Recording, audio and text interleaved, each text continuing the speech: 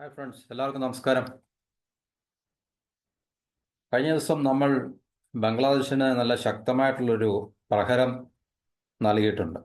അതായത് നമുക്കറിയാം, ഷെയ്ഖ് ഹസീനയെ അവിടുന്ന് ഭരണത്തിൽ നിന്ന് മാറ്റിയതിനു ശേഷം അവിടെ ഭരണത്തിൽ വന്ന യൂനസ് മുഹമ്മദ് എന്ന് പറയുന്ന ആ, വ്യക്തിയുടെ നേതൃത്വത്തിലുള്ള നിയന്ത്രണത്തിലുള്ള ഭരണ സംവിധാനം. പുള്ളി അവിടെ ഒരു പ്രൈം മിനിസ്റ്റർ അല്ല, പ്രധാനമന്ത്രിയല്ല, പുള്ളി ഒരു ഇന്ററിം, പിന്നെ എന്താണ് പറയുന്നത്, അഡ്ജസ്റ്റ്മെന്റ് ആണ്, ഒരു ഇടക്കാല ആശ്വാസം എന്നൊക്കെ നമ്മൾ പറയുന്നുണ്ട്. പുള്ളി പ്രധാനമന്ത്രിയല്ല, പ്രസിഡന്റും അല്ല, ആരുമല്ല. തൽക്കാലത്തേക്ക് അടുത്തൊരു ഭരണ, പിന്നെ കൈമാറ്റം ആരെങ്കിലും എന്ന് പറഞ്ഞാൽ ഇപ്പോൾ ശരിക്കും പറഞ്ഞു കഴിഞ്ഞാൽ അവിടെ നിലനിൽക്കുന്ന, പിന്നെ ഈ പറഞ്ഞ മതതീവ്ര സംഘടനകളുടെ നിയന്ത്രണത്തിലുള്ള ഒരു ഭരണ സംവിധാനമാണ്. അപ്പോൾ അവർക്ക് അനുകൂലമായിട്ടുള്ള സാഹചര്യം സൃഷ്ടിച്ചെടുക്കുക എന്നുള്ള ഇതിൽ കവിഞ്ഞ് ഇപ്പോൾ ഇങ്ങനെ ഒരു ഇന്ററിം ലീഡറെ അവിടെ കൊണ്ടുവെക്കേണ്ട ആവശ്യമൊന്നുമില്ല. അപ്പം നമുക്കറിയാം, യൂനുസ് മുഹമ്മദിന്റെ ചരിത്രവും അല്ലെങ്കിൽ അദ്ദേഹത്തിന്റെ പ്രൊഫൈലും ക്രെഡിബിലിറ്റിയും ഒക്കെ നമുക്കറിയാവുന്നതാണ്. അപ്പം ഷെയ്ഖ് ഹസീന ഭരണത്തിൽ പോയി ഇങ്ങേര് ഭരണത്തിൽ വന്ന അന്ന് മുതൽ ആന്റി ഇന്ത്യ ഓപ്പറേഷൻസ് വളരെ ശക്തമായിട്ടുള്ള നടന്നുകൊണ്ടിരിക്കുകയാണ്. കാരണം പുള്ളി ചൈനയായിട്ടും പാകിസ്ഥാനായിട്ടൊക്കെ വളരെ ശക്തമായിട്ടുള്ള ബന്ധങ്ങൾ സ്ഥാപിച്ചെടുക്കാൻ വേണ്ടി. ഓക്കെ, ഷെയ്ഖ് ഹസീനയുടെ സമയത്തും ചൈനയും ബംഗ്ലാദേശും തമ്മിൽ നല്ല സൗഹൃദപരമായിട്ടുള്ള ബന്ധങ്ങളൊക്കെ തന്നെയായിരുന്നു. എന്നിരുന്നാൽ തന്നെയും ഇപ്പോൾ തീർച്ചയായിട്ടും ഇന്ത്യക്ക് അനുകൂലമല്ലാത്ത നിലപാടുകൾ എടുക്കുന്നതോടൊപ്പം തന്നെ ഈ പറഞ്ഞ രണ്ട് രാജ്യങ്ങളുമായിട്ട് കൂടുതൽ ഉള്ള ബന്ധങ്ങൾ ശക്തിപ്പെടുത്തിക്കൊണ്ടിരിക്കുന്ന ഒരു സാഹചര്യത്തിൽ അദ്ദേഹം കഴിഞ്ഞ കുറച്ച് ദിവസങ്ങൾക്ക് മുമ്പ് ചൈന വിസിറ്റ് ചെയ്യുകയും ചൈനയിലെ അദ്ദേഹത്തിൻ്റെ വിസിറ്റിൽ ചൈനയെ സൂചിപ്പിക്കാൻ വേണ്ടി പുള്ളി വലിയ വാഗ്ദാനങ്ങളൊക്കെ നൽകിയായിരുന്നു.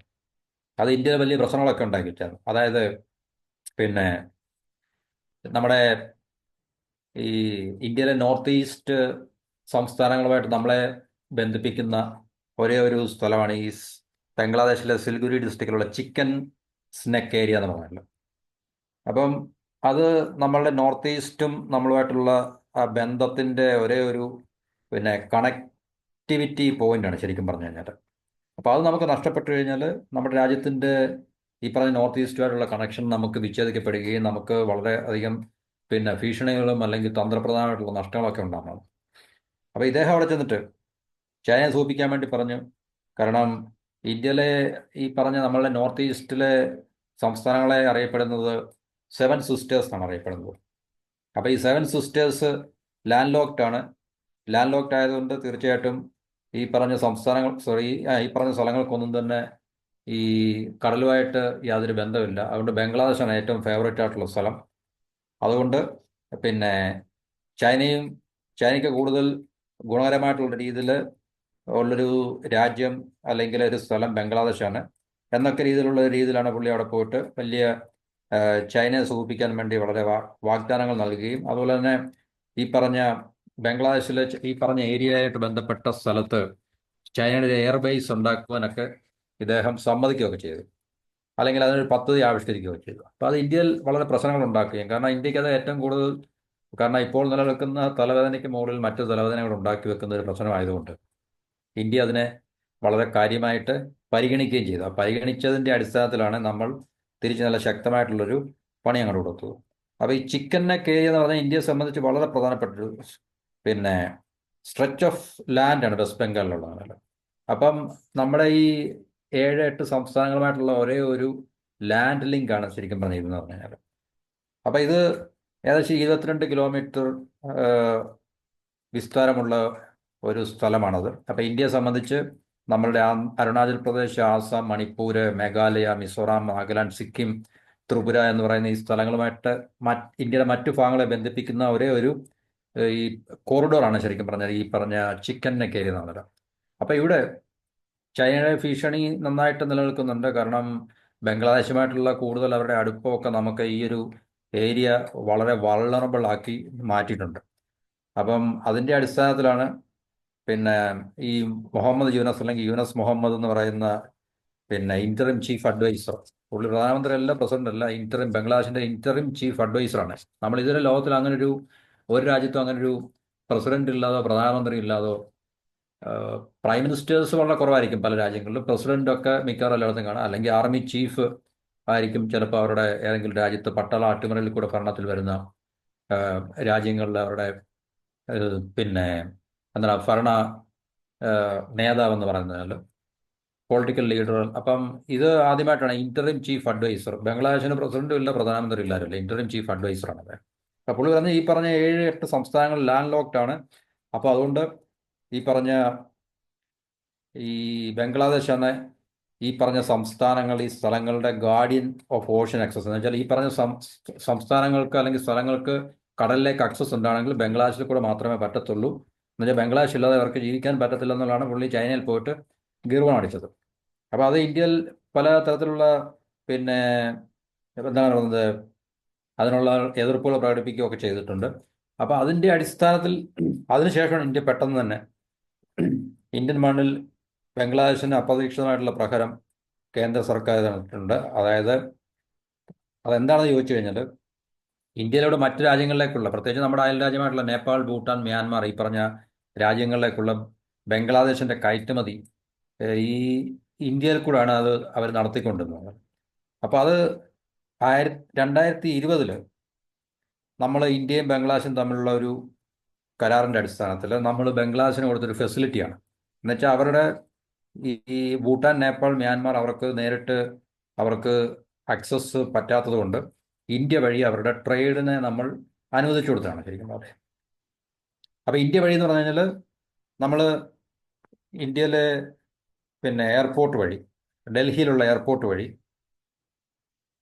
ഈ പറഞ്ഞ സ്ഥലങ്ങളിലേക്ക് കച്ചവടം ചെയ്യാൻ വേണ്ടി അവർക്ക് മറ്റു മാർഗങ്ങളില്ലാത്തതുകൊണ്ട് നമ്മൾ അവരെ സഹായിച്ച ഒരു പരിപാടിയാണ്.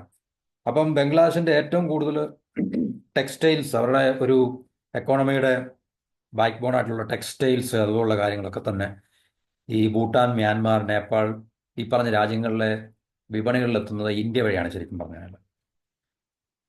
അപ്പോൾ ഇത് 2020 ജൂണിൽ നമ്മൾ അവരുമായിട്ട് ഏർപ്പെട്ട ഒരു കരാറാണ്.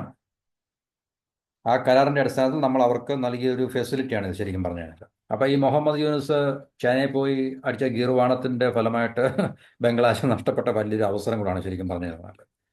അപ്പം അദ്ദേഹം പറഞ്ഞതാണ് ഈ പറഞ്ഞ 7-8 ഇന്ത്യയുടെ നമ്മുടെ north east state land locked ആണ്. അതുകൊണ്ട് ബംഗ്ലാദേശാണ് അതിൻ്റെ ഏറ്റവും ബംഗ്ലാദേശ് ഇല്ലെങ്കിൽ ഈ പറഞ്ഞ ലാൻഡ് ലോക്ക്ഡ് ആയിട്ടുള്ള ഈ 7-8 നമ്മുടെ വടക്ക് കിഴക്കൻ സംസ്ഥാനങ്ങൾക്ക് യാതൊരു രീതിയിലുള്ള രക്ഷയുമില്ല എന്ന രീതിയിലാണ് അദ്ദേഹം സംസാരിച്ചത്. അപ്പോൾ അതിൻ്റെ അടിസ്ഥാനത്തിലാണ്, അല്ലെങ്കിൽ അതിൻ്റെ വെളിച്ചത്തിലാണ്, അല്ലെങ്കിൽ ആ ഒരു പിന്നെ വളരെ കോൺട്രവേഴ്സിയലുള്ള കമൻറ്റിൻ്റെ അടിസ്ഥാനത്തിലാണ് ഇന്ത്യ പെട്ടെന്ന് തന്നെ ഇങ്ങനെ തീരുമാനം എടുത്തുന്നുണ്ടായിരുന്നു നമുക്കറിയാം. അപ്പോൾ അത് ബംഗ്ലാദേശിനെ സംബന്ധിച്ച് വലിയൊരു പിന്നെ തിരിച്ചടിയാണ്. ഈ തിരിച്ചടി എന്ന് പറയുമ്പോൾ ഇന്ത്യയെ സംബന്ധിച്ച് നമ്മൾ ടെക്സ്റ്റൈലുമായിട്ട്, നമ്മുടെ ടെക്സ്റ്റൈൽ സെക്ടറിൻ്റെ ഏറ്റവും വലിയൊരു കോമ്പറ്റീറ്ററാണ് ഈ പറഞ്ഞ ബംഗ്ലാദേശ്. അപ്പോൾ ഈ ബംഗ്ലാദേശിൻ്റെ ടെക്സ്റ്റൈൽ പ്രോഡക്ട്സ് ഒക്കെ തന്നെ നമ്മുടെ ഇന്ത്യ വഴി, പ്രത്യേകിച്ച് ഡൽഹിയിലെ എയർ കാർഗോ വഴിയാണ് ശരിക്കും പറഞ്ഞു കഴിഞ്ഞാൽ ഈ പറഞ്ഞ രാജ്യങ്ങളിലേക്ക് ട്രേഡ് ചെയ്തുകൊണ്ടിരുന്നത്. അപ്പോൾ അത് അപ്പാരൽ, ഫുട്വെയർ, ജെംസ്, ജ്വല്ലറി ഈ പറഞ്ഞ കാര്യങ്ങളൊക്കെ തന്നെ ഇന്ത്യയിലെ ഈ കച്ചവടക്കാർക്ക് ഈ ഒരു തീരുമാനം, ഗവൺമെൻറ് ഈ ഒരു തീരുമാനം വളരെ സഹായകരമാകും. കാരണം അവർ വളരെ വല്ലാതെ ബുദ്ധിമുട്ടിക്കൊണ്ടിരിക്കുന്ന ഒരു കാലഘട്ടമായിരുന്നു പറഞ്ഞത്. എന്ന് പറഞ്ഞാൽ അവരുടെ സാധനങ്ങൾ, അതായത് ഇന്ത്യയിലുള്ള കച്ചവടക്കാർക്ക് കൃത്യമായിട്ട് കച്ചവടം ചെയ്യാൻ വേണ്ടി അവർക്ക് സാധിച്ചില്ല. കാരണം ഈ ബംഗ്ലാദേശിൽ നിന്നുള്ള ഈ പറഞ്ഞ വൻതോതിലുള്ള ഈ കാർഗോ കാരണം അവർക്ക് സ്പേസ് കിട്ടുന്നില്ല. കൃത്യമായിട്ട് അവർക്ക് സമയബന്ധിതമായിട്ട് അവർക്ക് കച്ചവടം ചെയ്യാൻ സാധിക്കുന്നില്ല. പിന്നെ ലെസർ സ്പേസ് ആണ് കുറച്ച്. കാരണം ആ കാർഗോയൊക്കെ മറ്റേ ബംഗ്ലാദേശിൻ്റെ സാധനങ്ങളൊക്കെ ബുക്ക് ചെയ്ത് അല്ലെങ്കിൽ അത് ഫിനിഷ് ആയി കഴിഞ്ഞാൽ, കംപ്ലീറ്റ് ആയി കഴിഞ്ഞാൽ പിന്നെ ഇന്ത്യൻ കച്ചവടക്കാർക്ക് ട്രാൻസ്ഷിപ്മെൻറ്റ് ഈ പറഞ്ഞ ഷിപ്മെൻറ്റ് നടത്താൻ അല്ലെങ്കിൽ കാർഗോ നടത്താനുള്ള സൗകര്യങ്ങൾ കിട്ടുന്നില്ല എന്നൊക്കെയുള്ള പരാതി നേരത്തെ തന്നെ ഗവൺമെൻറ്റിന് നമ്മളുടെ federation of Indian export organisation അവർ നടത്തിയിട്ടുണ്ടായിരുന്നു. അപ്പോൾ അതിൻ്റെ കൂടെ വെളിച്ചത്തിലാണ് ശരിക്കും പറഞ്ഞു കഴിഞ്ഞാൽ ഇപ്പോഴത്തെ ഈ തീരുമാനം അതിനൊരു ക്രിട്ടിക്കൽ ടൈമായി എന്ന് ഗവൺമെൻറ്റിന് തോന്നിയപ്പോൾ, അല്ലെങ്കിൽ നമ്മുടെ കേന്ദ്ര സംവിധാനത്തിന് തോന്നിയപ്പോൾ തീർച്ചയായിട്ടും അവരത് എടുത്തു തന്നതാണ്. അപ്പോൾ അത് പിന്നെ ഇന്ത്യൻ കച്ചവടക്കാരെ സംബന്ധിച്ച്, അല്ലെങ്കിൽ ഇന്ത്യൻ പിന്നെ വ്യാപാര മേഖലയെ സംബന്ധിച്ച് വളരെ ബുദ്ധിമുട്ടുണ്ടാക്കിക്കൊണ്ടിരുന്ന ഒരു പ്രശ്നം കൂടാണ് പറഞ്ഞല്ലോ. അപ്പോൾ അതേതായാലും ബംഗ്ലാദേശ് ഇപ്പോൾ വിടുവായുത്തരം മുഹമ്മദ് യൂനുസ് പോയി ചൈനയെ പറഞ്ഞതിൻ്റെ അടിസ്ഥാനത്തിൽ അത് സോൾവ് ആയി കിട്ടി ഇന്ത്യൻ ബിസിനസ്സുകാരെ സംബന്ധിച്ചാണല്ലോ. അപ്പോൾ ഇനി ഈ പറഞ്ഞ ട്രാൻസ്ഷിപ്മെൻറ്റ് അനുവദിക്കത്തില്ല എന്ന് കേന്ദ്ര റവന്യൂ വകുപ്പ് ഉത്തരവിറക്കിയിട്ടുണ്ട്. അപ്പം നിലവിൽ ഇന്ത്യയിലെത്തിയ ഈ ചരക്കുകൾക്ക് മാത്രം സൗകര്യം ഉപയോഗപ്പെടുത്തുന്നത് ഇപ്പോൾ ഇതുവരെ വന്നിട്ടുള്ള അവിടുന്ന് വന്നിട്ടുള്ള. ഇനിയും ഈ ഉത്തരവിറക്കിയതിന് ശേഷം ഇനി അത് തുടരത്തില്ല എന്നാണ് അതിൻ്റെ അർത്ഥം. ബംഗ്ലാദേശിനെ സംബന്ധിച്ച് ഒരു കനത്ത പ്രഹരം തന്നെയാണ്. കാരണം അവർക്ക് വലിയൊരു ട്രേഡ് നഷ്ടപ്പെടാൻ പോവുകയാണ്. അതായത് മ്യാൻമാർ, ഭൂട്ടാൻ, നേപ്പാൾ ഇതുപോലുള്ള രാജ്യങ്ങളിലെ വിപണി അവർക്ക് വൻതോതിൽ നഷ്ടമാകും. അപ്പോൾ ഈ വിപണികൾ നമുക്ക് തീർച്ചയായിട്ടും നമുക്ക് തിരിച്ചെടുക്കാനും സാധിക്കും. അങ്ങനെ ഇന്ത്യക്കും അത് കൂടുതൽ ഈ ഒരു നീക്കം നമുക്ക് ഒരു പ്രയോജനകരമായിരിക്കും എന്നുള്ള ഒരു കാഴ്ചപ്പാടിലേക്ക് നമുക്കതിനെ കാണുവാൻ സാധിക്കും. അപ്പോൾ ഈ പറഞ്ഞ രാജ്യങ്ങളിലേക്ക്, മറ്റ് രാജ്യങ്ങൾ എന്ന് പറയുമ്പോൾ ഈ പറഞ്ഞ 3 രാജ്യങ്ങളിലേക്ക് പ്രത്യേകിച്ച് അവരുടെ കയറ്റുമതിക്കായിട്ട് ഇന്ത്യൻ സൗകര്യങ്ങളാണ് അവർ ഉപയോഗിച്ചിരുന്നത്. ഇന്ത്യൻ സൗകര്യം എന്ന് പറഞ്ഞാൽ ഇന്ത്യയുടെ ഡൽഹി എയർപോർട്ടാണ് അവർ കൂടുതലായിട്ട് ഉപയോഗിച്ചിരുന്നത്. ഡൽഹി എയർപോർട്ടാണ് ഇന്ത്യൻ ലാൻഡ് കസ്റ്റം സ്റ്റേഷൻസ് ആണ് പറയുന്നത്. അപ്പോൾ അത് പിന്നെ അവർക്ക് മറ്റ് രീതിയിൽ ഈ പറഞ്ഞ രാജ്യങ്ങളുടെ വിപണിയിലേക്ക് എത്താൻ സാധിക്കാത്തതുകൊണ്ട് ഇന്ത്യയുമായിട്ട് ഏർപ്പെട്ടൊരു കരാറിൻ്റെ ഒരു ബലത്തിലാണ് അവർ ഇത്ര നാളത് ചെയ്തുകൊണ്ടിരുന്നത്. അപ്പം ഈ പറഞ്ഞ 20-30 പിന്നെ ലോഡ് ട്രക്സോളം ബംഗ്ലാദേശിൻ്റെ സാധനങ്ങൾ കയറ്റി എല്ലാ ദിവസവും ഡൽഹിയിൽ എയർപോർട്ടിൽ വരുന്നത് കൊണ്ട് ഈ പറഞ്ഞ ഇന്ത്യക്കാരുടെ കാർഗോ അതുപോലെ തന്നെ സാധനങ്ങളൊക്കെ ഒന്നുകിൽ അവർക്ക് സ്പേസ് കിട്ടത്തില്ല കാർഗോയിൽ, അല്ലെങ്കിൽ വളരെ ഡിലേ ആയിരിക്കും വരുന്നത്. അപ്പോൾ അതുകൊണ്ട് എയർലൈൻസുകാരും ഈ ഒരു അവസരം മുതലെടുത്ത് വളരെയധികം ചാർജുകൾ ഈടാക്കുകയും അതുപോലെ കച്ചവടക്കാർക്ക് അത് അവർക്ക് കൂടുതൽ ബുദ്ധിമുട്ടുകളൊക്കെ ഉണ്ടായിക്കൊണ്ടിരിക്കുന്ന ഒരു കാലഘട്ടത്തിലൂടെയാണ് പോയിക്കൊണ്ടിരുന്നതെന്നാണ് പറയുന്നത്. അത് എക്സസീവായിട്ടുള്ള എയർ ഫ്രൈറ്റ് റേറ്റ്സ്, അതുപോലെ തന്നെ handling processing of export cargo ഒക്കെ അതിനുവേണ്ടി എടുക്കുന്ന സമയം ഇതൊക്കെ ഒത്തിരി കൂടുതലായിരുന്നു. അതുപോലെ സിവിയർ കൺജഷൻ, എപ്പോഴും വളരെ ഈ ബംഗ്ലാദേശിൽ നിന്നുള്ള കാർഗോയുടെ കൂടെ അവർക്ക് എക്സ്പോർട്ട് ചെയ്യാൻ സാധിക്കത്തില്ല. കാരണം എപ്പോഴും കൺജഷൻ അങ്ങനെയുള്ള ബുദ്ധിമുട്ടുകൾ അവർ അനുഭവിക്കുന്നുണ്ടായിരുന്നു. അപ്പോൾ ഈ പറഞ്ഞ ഡൽഹി എയർപോർട്ടിൽ നിന്ന് അല്ലെങ്കിൽ ഡൽഹി എയർ കാർഗോ കോംപ്ലക്സിൽ നിന്ന് ഈ പറഞ്ഞ ഇന്ത്യക്കാരുടെ സാധനങ്ങൾ വളരെ കോമ്പറ്ററ്റീവായിട്ട് അവർക്ക് എക്സ്പോർട്ട് ചെയ്യാനുള്ള ബുദ്ധിമുട്ടുകൾ വളരെ കാലമായിട്ട് അനുഭവിച്ചുകൊണ്ടിരിക്കുന്നത്, പ്രത്യേകിച്ച് ഇന്ത്യയും ബംഗ്ലാദേശും തമ്മിൽ ഇങ്ങനൊരു കരാറിൽ ഏർപ്പെട്ടതിന് ശേഷം. അപ്പോൾ ഇതൊക്കെ നമ്മളുടെ നേതൃത്വം ഇതൊക്കെ പഠിക്കാതെയാണോ ഇങ്ങനെയൊക്കെ ചെയ്തതെന്നുള്ള നമുക്കിപ്പോൾ തീർച്ചയായിട്ടും ഒന്ന് ആലോചിക്കേണ്ടി വരും നമുക്ക് തമ്മിൽ. കാരണം നമ്മൾ മറ്റൊരു രാജ്യത്തിനെ സഹായിക്കുന്നത് നമ്മളുടെ രാജ്യത്തിനെ അല്ലെങ്കിൽ നമ്മുടെ രാജ്യത്തുള്ള കച്ചവടക്കാരെ അല്ലെങ്കിൽ നമ്മുടെ രാജ്യത്തുള്ള ജനങ്ങളെ ബുദ്ധിമുട്ടിച്ചിട്ടായിരിക്കതല്ലോ മറ്റു രാജ്യത്തിനെ നമ്മൾ സഹായിക്കുന്നതാണ്. അപ്പോൾ എന്തുകൊണ്ട് നമ്മുടെ ഇന്ത്യയിലെ വിപണിയിൽ ഏർപ്പെട്ടിരിക്കുന്ന ആൾക്കാർക്ക് ഇത്രയും ബുദ്ധിമുട്ടുകൾ നേരിടും എന്നുള്ളത് മുന്നേ കൂട്ടി പഠിച്ച് മനസ്സിലാക്കുവാൻ തീർച്ചയായിട്ടും അതിൻ്റെ ഉത്തരവാദിത്വം നമ്മുടെ നിലനിൽക്കുന്ന കേന്ദ്ര സംവിധാനത്തിനും ഗവൺമെൻറ്റിനും ഒക്കെ തന്നെയാണ്. അപ്പോൾ അങ്ങനൊരു ഇങ്ങനൊരു സംവിധാനം കരാറിൽ ഏർപ്പെടുമ്പോൾ തീർച്ചയായിട്ടും നമ്മളുടെ ഡൽഹി എയർപോർട്ടിലാണ് ഇത് ഏറ്റവും കൂടുതൽ വരുന്നത്. അപ്പം ആ ഡൽഹി എയർപോർട്ടിൻ്റെ കപ്പാസിറ്റി എന്താണ്? നമ്മുടെ ഇന്ത്യൻ എക്സ്പോർട്ടേഴ്സിനെ അല്ലെങ്കിൽ നമ്മുടെ ഇന്ത്യൻ കച്ചവടക്കാർ ഈ ഡൽഹി എയർപോർട്ട് കാർഗോ കോംപ്ലക്സിനെ ആശ്രയിക്കുന്ന ഇന്ത്യൻ കച്ചവടക്കാർക്ക് അത് ഏതെങ്കിലും രീതിയിലുള്ള ബുദ്ധിമുട്ടുകൾ ഉണ്ടാക്കി വെക്കുമോ? അപ്പം ബംഗ്ലാദേശ് കൂടുതലായിട്ടും ടെക്സ്റ്റൈലും ഈ പറഞ്ഞ ഫുട്വെയറും ഒക്കെ തന്നെ അവർ എക്സ്പോർട്ട് ചെയ്യുന്നതാണ്. അപ്പോൾ ഈ രാജ്യങ്ങളിലൊക്കെ ഈ പറഞ്ഞ നേപ്പാൾ ആയാലും ഭൂട്ടാൻ ആയാലും മ്യാൻമാർ ഇതുപോലുള്ള രാജ്യങ്ങളൊക്കെ ചിലപ്പോൾ ഇന്ത്യയിലേക്കും കാണും തീർച്ചയായിട്ടും എന്നാലും. അപ്പം ഇതിൻ്റെ കൂടെ ഇന്ത്യക്കാർക്ക് കച്ചവടം ചെയ്യുക എന്നുള്ളത് വളരെ പ്രയാസകരമായി മാറിയിട്ടുണ്ട്. അപ്പോൾ അതും കൂടെ കണക്കെടുത്തുകൊണ്ടാണ് ഇപ്പോൾ ഈ ഒരു ക്രിട്ടിക്കൽ ടൈം എന്ന് പറഞ്ഞാൽ ഈ മുഹമ്മദ് യൂനസിൻ്റെ ഈ ഒരു സ്റ്റേറ്റ്മെൻറ്റിൻ്റെ കൂടെ അടിസ്ഥാനത്തിലാണ് ഇന്ത്യ ഇങ്ങനൊരു പോളിസി എടുത്തത്. അതായത് ഈ ട്രാൻസ്ഷിപ്മെൻറ്റ് നിർത്താനുള്ളൊരു പോളിസി എടുത്തത്. അതൊക്കെ ഏതായാലും ബെറ്റർ ലേറ്റ് ദാൻ നെവർ എന്നല്ലേ പറയുന്നത്. ഇച്ചിരി ലേറ്റ് ആയെങ്കിലും അത് ഇപ്പോഴെങ്കിലും അങ്ങനൊരു തീരുമാനം അല്ലെങ്കിൽ നയം കൈക്കൊണ്ടതിൽ വളരെ നമുക്ക് അതിന് വി ക്യാൻ അപ്രീഷിയേറ്റ് ദാറ്റ്. അപ്പോൾ ഭൂട്ടാൻ, നേപ്പാൾ, മ്യാൻമാർ ഈ പറഞ്ഞ രാജ്യങ്ങളാണ് ഈ ബംഗ്ലാദേശിൻ്റെ ഈ പറഞ്ഞ കാർഗോസ് എല്ലാം പോയിക്കൊണ്ടിരുന്നത് അവിടെ. അപ്പോൾ ബംഗ്ലാദേശിന് ഇത് ശക്തമായിട്ടുള്ള തിരിച്ചടി ആണെന്നുള്ളതിൽ സംശയമൊന്നുമില്ല. പക്ഷേ ഈ പറഞ്ഞ രാജ്യങ്ങൾക്കും വളരെ ബുദ്ധിമുട്ടുണ്ടാക്കി വെക്കും. കാരണം അവരുടെ രാജ്യത്തേക്ക് വന്നുകൊണ്ടിരുന്ന കാർഗോസ് അല്ലെങ്കിൽ ഉൽപ്പന്നങ്ങളുടെ ആ ഒരു വരവും ഇതോടുകൂടി നിൽക്കും. അപ്പോൾ ഇന്ത്യയുടെ വടക്കിഴക്കൻ സംസ്ഥാനങ്ങളെക്കുറിച്ച് ബംഗ്ലാദേശിൻ്റെ ഈ പറഞ്ഞ ഇൻ്ററീം ചീഫ് അഡ്വൈസർ ചൈനയിൽ പോയി നടത്തിയ പ്രകോപനപരമായിട്ടുള്ള ഒരു പ്രസ്താവനയുടെ അടിസ്ഥാനത്തിലാണ് കേന്ദ്രം ഇങ്ങനൊരു നിലപാട് കൈക്കൊണ്ടത്, അല്ലെങ്കിൽ പോളിസിക്ക് അല്ലെങ്കിൽ ആ ഒരു എഗ്രിമെൻ്റ് കരാർ നിർത്തിയത് എന്നാണ് നമുക്ക് മനസ്സിലാക്കാൻ സാധിക്കുന്നത്. അപ്പോൾ ഈ പറഞ്ഞ സിലിഗുരി കോറിഡോർ അവരുടെ സ്വന്തമാക്കണം. അത് ചൈനയുടെ കൂടെ കൂടെ നിന്നുകൊണ്ട് ഈ സിലിഗുരി കോറിഡോർ അവരുടെ കൈവശപ്പെടുത്തി കഴിഞ്ഞാൽ ഇത് ഇന്ത്യയെ സംബന്ധിച്ച് ഇന്ത്യക്ക് നഷ്ടമെന്ന് നമുക്ക് പറയാൻ പറ്റത്തില്ല. കാരണം പിന്നെ നമുക്ക് ഈ നമ്മുടെ വടക്കുകിഴക്കൻ സംസ്ഥാനങ്ങളായിട്ടുള്ള ബന്ധം പൂർണ്ണമായിട്ട് ഈ വിച്ഛേദിക്കപ്പെടുകയും അത് ഇന്ത്യക്ക് നഷ്ടമാകുകയും ചെയ്യുന്നുള്ളത് യാതൊരു സംശയമില്ല. അപ്പം ഇങ്ങനൊരു സ്റ്റേറ്റ്മെന്റ് അവിടെ പോയി ഇദ്ദേഹം പ്രസ്താവിച്ചതിന്റെ അടിസ്ഥാനത്തിലാണ് ഇന്ത്യൻ ഭരണാധികാരികളെ പ്രകോപിപ്പിക്കുകയും ഇന്ത്യയുടെ മറ്റ് പല രാഷ്ട്രീയ തലത്തിലൊക്കെ ഇതിനെക്കുറിച്ച് കൂടുതൽ ചർച്ചകളൊക്കെ ഉണ്ടാകുകയും ചെയ്തു. അതിനാൽ ഈ സിലിഗുരി കോറിഡോറിന് സമീപം ചൈനയുടെ സഹായത്തോടെ ഈ വ്യോമത്താവളം, പ്രത്യേകിച്ച് പിന്നെ അവരുടെ എന്താണ് പറയുന്നത്, ചൈനീസ് ഗവൺമെന്റ് സഹായത്തോടുകൂടി എയർപോർട്ട് എന്ന് പറഞ്ഞാൽ എയർഫോഴ്സിന്റെ സിവിലിയൻ എയർപോർട്ടല്ല ഉദ്ദേശിക്കുന്നത്, എയർഫോഴ്സിന് വേണ്ടി അവരുടെ യുദ്ധവിമാനത്താവളം ഉണ്ടാക്കുവാനും നവീകരിക്കുവാനും ബംഗ്ലാദേശ് പദ്ധതി ഇടുന്നുണ്ട്. അതിന് ചൈനയുടെ ഒത്ത് അവർ കോപ്പറേറ്റ് ചെയ്യാൻ തയ്യാറാണ് എന്നുള്ളൊരു പ്രസ്താവനയും കൂടെ ഇദ്ദേഹം അവിടെ പോയിട്ട് പറയുകയുണ്ട്. അപ്പം അതിൻ്റെ അടിസ്ഥാനത്തിലാണ് നമുക്ക് ഈ ഒരു പോളിസി ഈ കേന്ദ്ര ഗവൺമെൻറ് കൈക്കൊണ്ടത് നമുക്ക് മനസ്സിലാക്കാൻ സാധിക്കും. അപ്പം ബംഗ്ലാദേശിൻ്റെ തുടക്കകാലം മുതൽ തന്നെ ഇന്ത്യ അനുവദിച്ച സൗകര്യമാണ് ഇപ്പോൾ എടുത്തു കളയുന്നത്.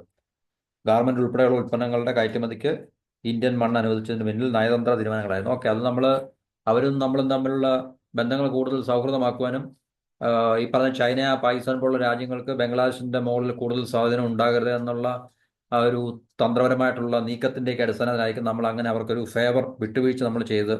പക്ഷേ ഇപ്പോൾ അവർ ചൈനയോടും പാകിസ്ഥാനോടും കൂടുതൽ കൂറ് കാണിക്കുക അല്ലെങ്കിൽ കൂടുതൽ ബന്ധം ശക്തമാക്കുകയും ഇന്ത്യക്കെതിരെയുള്ള ഓപ്പറേഷൻസിനെ പ്രത്യേകിച്ച് പാകിസ്ഥാനെ അനുവദിക്കുകയോ ഒക്കെ ചെയ്യുന്ന ഒരു കാഴ്ചയാണ് നമുക്കിപ്പോൾ കാണാൻ സാധിക്കുന്നത്. അപ്പോൾ ഈ ഷെയ്ഖ് ഹസീന പോയതോടുകൂടി പുതിയ ഗവൺമെന്റ് വന്നതിന് ശേഷമാണ് ഈ പറഞ്ഞ മാറ്റങ്ങളൊക്കെ തന്നെ അവിടെ ഇന്ത്യയോടുള്ള നിലപാടുകൾ അവർ മാറ്റുകയും ഒക്കെ ചെയ്തത്. അപ്പോൾ ഇന്ത്യയുടെ സുരക്ഷയ്ക്ക് അത് വലിയൊരു ഭീഷണിയാണ് ഉണ്ടാക്കിക്കൊണ്ടിരിക്കുന്ന കാര്യത്തിൽ നമുക്ക് സംശയമില്ല. അപ്പോൾ ഇന്ത്യക്ക് ചെയ്യാൻ കഴിയുന്ന രീതിയിലുള്ള മറുപണികൾ നമ്മൾ ചെയ്യുക എന്നുള്ളതാണ്. അതിനകത്തിൽ പ്രത്യേകിച്ച് നമ്മൾ ഒരു കോംപ്രമൈസ് ചെയ്യേണ്ട ആവശ്യങ്ങളൊന്നുമില്ല എന്ന് മാത്രമേ നമുക്ക് ഇതിനകത്തിൽ കൂടെ മനസ്സിലാക്കാൻ സാധിക്കുള്ളൂ. അപ്പോൾ ഇന്ത്യയുടെ കയറ്റുമതി ഫെഡറേഷനൊക്കെ ഇത് കുറേ കാലമായിട്ട് അവർ ഗവൺമെന്റിനോട് കംപ്ലൈൻറ്റ് ചെയ്തുകൊണ്ടിരിക്കുകയാണ്. പക്ഷേ ഗവൺമെന്റ് അത് കാര്യമായിട്ട് ഇത്രയും നാളും അതിനെ പരിഗണിച്ചില്ല എന്ന് നമുക്ക് മനസ്സിലാക്കാൻ ഇപ്പോഴാണ് സാധിക്കുന്നത്. അപ്പം ബംഗ്ലാദേശ് ഈ പറഞ്ഞ രാജ്യങ്ങളിലേക്ക് കയറ്റുമതിക്കായിട്ട് അവർ ആശ്രയിച്ചിരുന്നത് ഇന്ത്യൻ എയർപോർട്ടുകളും തുറമുഖങ്ങളും ഒക്കെ ആയിരുന്നു. അപ്പോൾ അത് ഉപയോഗിക്കുന്നത് അവസാനിപ്പിക്കണമെന്ന് കയറ്റുമതിക്കാരുടെ ദീർഘകാല ആവശ്യമായിരുന്നു. കാരണം അവർ വളരെയധികം രീതിയിലുള്ള ബുദ്ധിമുട്ടുകൾ അനുഭവിച്ചുകൊണ്ടിരിക്കുകയാണ്. അവർക്ക് ഉയർന്ന തോതിലുള്ള ഷിപ്പിംഗ് ചെലവ്, അതുപോലെ തന്നെ അവരുടെ കയറ്റുമതി വളരെ സ്ലോ മൂവിങ് ആയിരുന്നു. അപ്പോൾ ഇതൊക്കെ വളരെ വേഗത്തിലാക്കാനും, കാരണം നമുക്കറിയാം, കാരണം ഇതുപോലുള്ള വിപണന വ്യാപാര മേഖലയിൽ ഏർപ്പെടുന്നവർക്ക് തീർച്ചയായിട്ടും അവർക്ക് ടൈം ഡിലേയും അതുപോലെ കോസ്റ്റിൻ്റെ എസ്കലേഷനും ഉയർന്ന ഫ്ലൈറ്റിലൊന്നും അവർക്ക് തീർച്ചയായിട്ടും മെച്ചപ്പെട്ട രീതിയിൽ മെച്ചപ്പെട്ട വിലയിൽ അവർക്ക് വിദേശ രാജ്യങ്ങളിലേക്ക് അവർക്ക് കയറ്റുമതി ചെയ്യാൻ സാധിക്കത്തില്ല.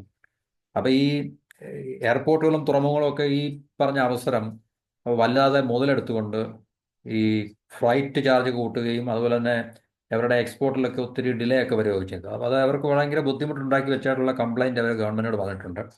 പക്ഷേ അതൊന്നും അവർ ആ സമയത്ത് പരിഗണിച്ചില്ല. പക്ഷേ ഇപ്പോൾ ഇങ്ങനെ ഈ ബംഗ്ലാദേശിൻ്റെ ഭാഗത്ത് നിന്ന് ഇങ്ങനെ ഒരു ഇറിറ്റേറ്റിംഗ് ആയിട്ടുള്ള സ്റ്റേറ്റ്മെൻറ്റ് വന്നതോടുകൂടി അത് അത്ര ശുഭകരമല്ല എന്ന് തോന്നുകയും അതിൻ്റെ അടിസ്ഥാനത്തിൽ ഗവൺമെൻറ് ഇപ്പോൾ ഈ പറഞ്ഞ ഒരു പ്രധാനപ്പെട്ട ഒരു തീരുമാനം എടുത്ത് ആ നയത്തെ അവർ ഫ്രീസ് ചെയ്യുകയും അല്ലെങ്കിൽ ഇനി മുതൽ ബംഗ്ലാദേശിന് അങ്ങനെ ഒരു സൗകര്യം ഉണ്ടാക്കി കൊടുക്കണ്ട എന്ന് തീരുമാനിക്കുകയും ചെയ്തു. അത് വളരെ നല്ലൊരു പോളിസിയാണ്. കാരണം ഇന്ത്യയുടെ സുരക്ഷയെ ബാധിക്കുന്ന ഒരു കാര്യം തന്നെയാണ് തീർച്ചയായിട്ടും പറഞ്ഞത്.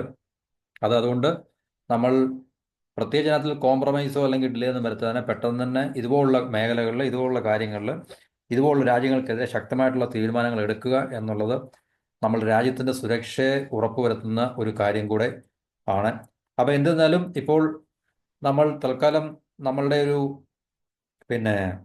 എന്താണ് പറയുക, രാജ്യസുരക്ഷയ്ക്ക് അനുകൂലമായിട്ടുള്ള നിലപാട് ബംഗ്ലാദേശിനെതിരെ എടുത്തു എന്നുള്ള കാര്യത്തിൽ നമുക്ക് ആശ്വസിക്കാം. അപ്പം ബംഗ്ലാദേശ് തീർച്ചയായിട്ടും ചൈന ഷെയ്ഖ് ഹസീനയുടെ സമയത്ത് തന്നെ ചൈനയും ബംഗ്ലാദേശും നല്ല സൗഹൃദപരമായിട്ടുള്ള അല്ലെങ്കിൽ ആരോഗ്യപരമായിട്ടുള്ള ബന്ധങ്ങൾ ഉണ്ടായിരുന്നു. പക്ഷേ ഷെയ്ഖ് ഹസീന ബംഗ്ലാദേശിനെ ഒരിക്കലും ആൻറ്റി ഇന്ത്യ ഓപ്പറേഷൻസിന് വേണ്ടി ഉപയോഗിക്കത്തില്ല അല്ലെങ്കിൽ ഉപയോഗിച്ചിട്ടില്ല എന്നുള്ളൊരു ഉറപ്പ് നമുക്കുണ്ടായിരുന്നു. പക്ഷേ അവരുടെ ഭരണത്തിൽ നിന്നുള്ള ഒരു മാറ്റത്തിന് ശേഷം പാകിസ്ഥാന് കൂടുതൽ പാകിസ്ഥാനും അതുപോലെ ISIക്കും ബംഗ്ലാദേശിൻ്റെ ഭരണ സംവിധാനത്തിൽ കൂടുതൽ അപ്പർ ഹാൻഡ് കിട്ടുകയും ആൻറ്റി ഇന്ത്യ ഓപ്പറേഷൻസ് കൂടുതൽ ശക്തമാക്കാനുള്ള സാഹചര്യങ്ങൾ അതുവഴി അവർക്ക് തുറന്നു കിട്ടുകയൊക്കെ ചെയ്തിട്ടുണ്ട്. അതുപോലെ തന്നെ ബംഗ്ലാദേശും ചൈനയും തമ്മിൽ ഉള്ള ശക്തമായിട്ടുള്ള ബന്ധങ്ങൾ ഇന്ത്യയുടെ തന്ത്രപരമായിട്ടുള്ള താല്പര്യങ്ങളെ ഹനിക്കുന്ന രീതിയിലുള്ള ചൈനയുടെ ഇടപെടലുകൾ, അതായത് നമ്മൾ നേരത്തെ തന്നെ ഡിസ്കസ് ചെയ്യുകയാണ്, ബംഗ്ലാദേശിൻ്റെ നേവിയെ ചൈന മോഡേണൈസ് ചെയ്യുന്നത്. ഇപ്പം ഈ സിൽഗുരിക്കടുത്ത് ഇതുപോലെ തന്നെ അവരുടെ എയർപോർട്ട്, ഒരു യുദ്ധവിമാനത്താവളം തുടങ്ങുന്നതിന് വേണ്ടി ബംഗ്ലാദേശ് ചൈനയെ അനുവദിക്കുന്നതിൽ താല്പര്യം പ്രകടിപ്പിക്കുന്നു എന്നൊക്കെയുള്ളൊരു, പിന്നെ ഇപ്പോൾ അത് പ്രസ്താവന മാത്രമാണെങ്കിൽ തന്നെയും അത് ഭാവിയിൽ പ്രാവർത്തികമാണെങ്കിൽ ഇന്ത്യയെ സംബന്ധിച്ച് വളരെയധികം വളരെ ശക്തമായിട്ടുള്ള ഒരു ബുദ്ധിമുട്ടുണ്ടാക്കുന്ന കാര്യമാണ്. അപ്പം അതൊക്കെ കണക്കിലെടുത്തുകൊണ്ട് തന്നെയാണ് ഇന്ത്യ ഇപ്പോൾ ഈ പറഞ്ഞ ഒരു പ്രധാനപ്പെട്ട തീരുമാനമെടുത്തത് എന്നുള്ള കാര്യം നമുക്ക് മനസ്സിലാക്കാൻ സാധിക്കും.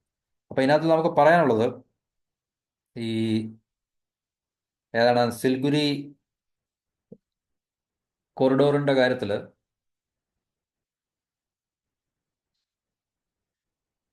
വീണ്ടും നമുക്ക് ഒന്ന് രണ്ട് കാര്യങ്ങളുടെ പറയാൻ ശ്രമിക്കാം. ചിക്കൻ നെക്ക് വളരെ പ്രധാനപ്പെട്ട, ഇന്ത്യയെ സംബന്ധിച്ച് വളരെ പ്രധാനപ്പെട്ടാണ് നമ്മൾ പറഞ്ഞാണ്. കാരണം ഈ ഇന്ത്യയുടെ അതായത് നമ്മൾ നോർത്ത് ഈസ്റ്റിനെ നമ്മളുമായിട്ട് ബന്ധിപ്പിക്കുന്ന ഒരേ ഒരു കോറിഡോറാണ് ഇടനാഴിയാണ് എന്ന് പറഞ്ഞു കഴിഞ്ഞാൽ. അപ്പം ഈ പറഞ്ഞ മേഖലകളിലൊക്കെ തന്നെ നേപ്പാള്, ബംഗ്ലാദേശ്, ഭൂട്ടാൻ, ചൈന, ഈ 4 രാജ്യങ്ങളാണ് അതിർത്തി പങ്കിടുന്നത് ഈ പറഞ്ഞ ചിക്കൻ നെക്കുമായിട്ട്. അപ്പോൾ ഇന്ത്യയുടെ ശക്തമായിട്ടുള്ള മിലിറ്ററി പ്രസൻസ് അവിടെ ഉണ്ട്. കാരണം ഇല്ലെങ്കിൽ നമ്മൾ പണി മേടിക്കും എന്നുള്ള കാര്യത്തിൽ യാതൊരു സംശയമില്ല. അപ്പോൾ ഈ പറഞ്ഞ കിഴക്കൻ മേഖലകളിൽ ചൈനയുടെ എയർഫോഴ്സിൻ്റെ ഫൈറ്റർ ജെറ്റ്സ് ഒന്നും ഇത് സ്റ്റേഷൻ ചെയ്തിട്ടില്ല. പക്ഷേ ഇങ്ങനെ ഒരു എയർപോർട്ട് ഈ പറഞ്ഞ ഭാവിയിൽ ബംഗ്ലാദേശ് അനുവദിക്കുകയാണെങ്കിൽ ഇന്ത്യയെ സംബന്ധിച്ച് വളരെ സീരിയസ് ആയിട്ടുള്ളൊരു സെക്യൂരിറ്റി പ്രോബ്ലം ഉണ്ടാക്കുന്നൊരു കാര്യമാണ്. പിന്നെ ഇന്ത്യയുടെ north east, Sikkim, west Bengal ഒക്കെ ചൈനയുടെ ഏറ്റവും വളരെ അടുത്തുള്ള ഒരു ആക്രമണ പരിധിയിൽ വരുന്ന ഒരു വിഷയമായി മാറും. അതുകൊണ്ട് ഇന്ത്യക്ക് എന്ത് വില കൊടുത്തും ഇതിനെ തകിടം മറിച്ചേ പറ്റത്തുള്ളൂ, ഇതിനെ എതിർത്തേ പറ്റത്തുള്ളൂ, ഇതിനെ ന്യൂട്രലൈസ് ചെയ്തേ പറ്റത്തുള്ളൂ. അപ്പോൾ ഇതാണ് നമ്മൾ നേരിടുന്ന വലിയൊരു പ്രശ്നം. ബംഗ്ലാദേശ് വളരെ ബുദ്ധിമുട്ടുകൾ നമുക്ക് ഉണ്ടായിക്കൊണ്ടിരിക്കുകയാണ്. അപ്പോൾ അതിനെ ഏത് രീതിയിലും ന്യൂട്രലൈസ് ചെയ്തേ വരത്തുള്ളൂ ഇപ്പോൾ അവിടെ നിലനിൽക്കുന്ന ഭരണ സംവിധാനത്തെ. അപ്പോൾ അത് തീർച്ചയായിട്ടും ഇന്ത്യയുടെ ഭാഗത്തു നിന്ന് നമ്മൾ ചെയ്യുന്നുണ്ട്. അല്ലെങ്കിൽ ഇന്നല്ലെങ്കിൽ നാളെ നമുക്കതിൻ്റെ ഫലം കാണുവാൻ സാധിക്കും എന്നുള്ളൊരു പ്രതീക്ഷയിലാണ് നമ്മൾ. അപ്പോൾ അതുകൊണ്ട് നമുക്ക് കാത്തിരുന്ന് കാണാം എന്താണ് ഈ ഒരു കാര്യത്തിൽ, അല്ലെങ്കിൽ ബംഗ്ലാദേശുമായിട്ടുള്ള ഈ ഒരു മേഖലയിൽ നമുക്ക് ഇന്ത്യ എടുക്കാൻ പോകുന്ന തീരുമാനങ്ങളും ഈ മുഹമ്മദ് യൂനസിൻ്റെ ഭരണം അവിടെ എത്ര നാൾ ഉണ്ടാകും എന്നുള്ള കാര്യത്തെക്കുറിച്ച് നമുക്കറിയില്ല.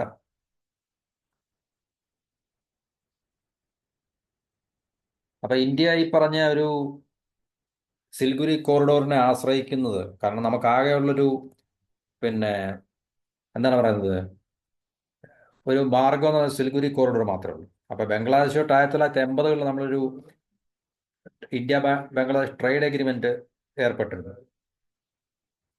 അപ്പോൾ ബംഗ്ലാദേശ് വഴി നമ്മൾ നല്ലൊരു കണക്ടിവിറ്റി ഉണ്ടാക്കിയെടുക്കാൻ വേണ്ടി, ഒരു ട്രാൻസിറ്റ് റൂട്ട് ഉണ്ടാക്കിയെടുക്കാൻ വേണ്ടി നമ്മൾ ആ ഒരു കരാറിൻ്റെ അടിസ്ഥാനത്തിൽ നമ്മൾ ശ്രമിക്കുകയും, കാരണം അങ്ങനെ പല ഓൾട്ടർനേറ്റീവായിട്ടുള്ള അല്ലെങ്കിൽ അതിന് പകരമായിട്ടുള്ള ഓൾട്ടർനേറ്റീവ്സ് നമ്മൾ ഉണ്ടാക്കിയെടുക്കുകയും ചെയ്തിട്ടുണ്ട്. അപ്പോൾ ഈ ഷെയ്ഖ് ഹസീനയുടെ ഭരണ കാലഘട്ടത്തിൽ ബംഗ്ലാദേശ് അവരുടെ ചിറ്റങ്കോങ് പോർട്ട് നമ്മുടെ സൗത്ത് ത്രിപുരമായിട്ട് കണക്ട് ചെയ്യാൻ വേണ്ടിയൊക്കെ അവർ സമ്മതിക്കുകയും, അങ്ങനെ നമുക്ക് കൂടുതൽ ആനുകൂല്യങ്ങൾ ബംഗ്ലാദേശിൻ്റെ ഭാഗത്തുനിന്ന് ഈ പറഞ്ഞ ചിക്കൻ നെക്ക്, ബോട്ടിൽ നെക്സ് തടസ്സങ്ങൾ ഒഴിവാക്കി കിട്ടുവാൻ വേണ്ടി നമ്മൾ അതൊക്കെ വർക്കൗട്ട് ചെയ്തുകൊണ്ട് വരികയായിരുന്നു. അപ്പോൾ ഇതെല്ലാം അട്ടിമറിക്കുന്ന രീതിയിലാണ് ഇപ്പോഴത്തെ അവിടെ ഭരണ സംവിധാനങ്ങൾ ചൈനയോടും പാകിസ്ഥാനും ഒത്തു നിന്നിട്ട് ഇന്ത്യക്കെതിരെ പ്രവർത്തിക്കുന്നത്. അപ്പോൾ അത് ഇന്ത്യക്ക് എത്രത്തോളം ഈ വെയിറ്റ് ആൻഡ് സീ എന്നുള്ള പോളിസിയിൽ മുമ്പോട്ട് പോകാൻ സാധിക്കുമെന്നുള്ളത് നമുക്ക്